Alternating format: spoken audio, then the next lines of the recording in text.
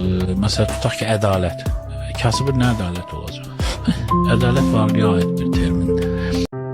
Kasıb çalışa bilir, alışa bilir, alın təri ilə daş daşıya bilir, sevə bilir, danışa bilir, vətən üçün sinəsini qabağa verə bilir. Amma ədalətə çatanda yox deyirsən, bu hökmü hansı tərəzi ilə ölçürsən? Hə, cavab ver, üzümə bax, kasıb ədalətli ola bilmir mütləqla.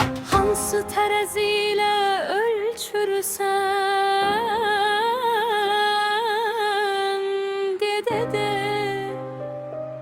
Kasıbın hakkı da var, Kasıbın canı da var, kasıbın sevgisi var, kasıbın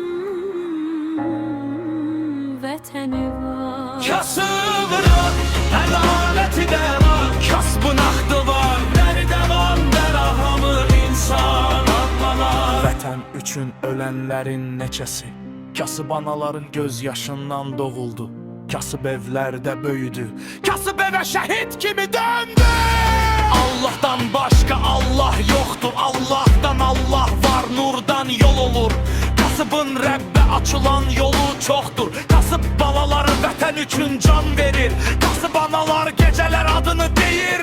Kasıbın duası var, kasıbın Allah'ı var. Şəhidin adı var,